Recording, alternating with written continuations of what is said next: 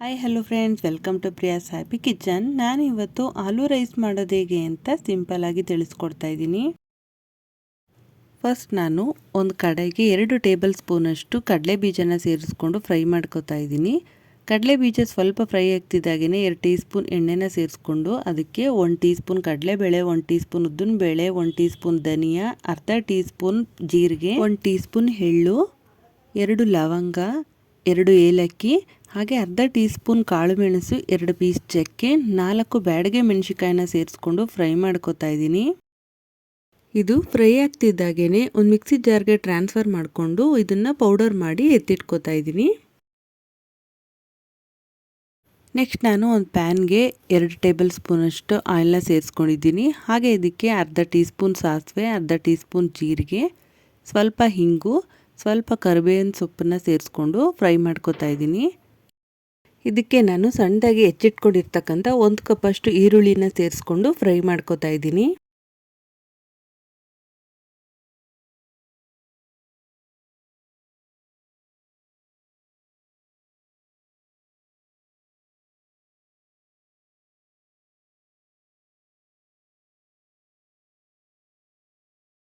ಈರುಳ್ಳಿ ಎಲ್ಲ ಫ್ರೈ ಆದಮೇಲೆ ಇದಕ್ಕೆ 1/4 ಟೀ ಸ್ಪೂನ್ ಅರಿಶಿಣದ ಪುಡಿ, ಹಾಗೆ ರುಚಿಗೆ ತಕ್ಕಷ್ಟು ಉಪ್ಪು, ಹಾಗೆ ಏನು ಮಸಾಲ ರುಬ್ಬಿಟ್ಕೊಂಡಿದ್ದೆ ಅದನ್ನು ಸೇರಿಸ್ಕೊಂಡು ನಾನು ಒಂದ್ಸರಿ ಎಲ್ಲನೂ ಮಿಕ್ಸ್ ಮಾಡ್ಕೊತಾ ಇದ್ದೀನಿ.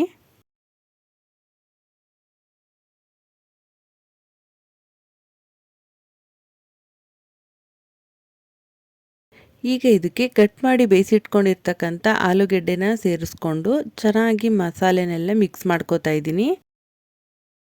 ಈಗ ನಾನು ಇದಕ್ಕೆ 2 ಕಪ್ಪಷ್ಟು ಅನ್ನನ ಸೇರಿಸ್ಕೊಂಡಿದ್ದೀನಿ. ಹಾಗೆ 2 ಟೀ ಸ್ಪೂನಷ್ಟು ನಿಂಬೆ ರಸ, ಸ್ವಲ್ಪ ಕೊತ್ತಂಬರಿ ಸೊಪ್ಪನ್ನ ಸೇರಿಸ್ಕೊಂಡು ಚೆನ್ನಾಗಿ ಈ ರೀತಿಯಾಗಿ ಮಿಕ್ಸ್ ಮಾಡ್ಕೊತಾ ಇದ್ದೀನಿ.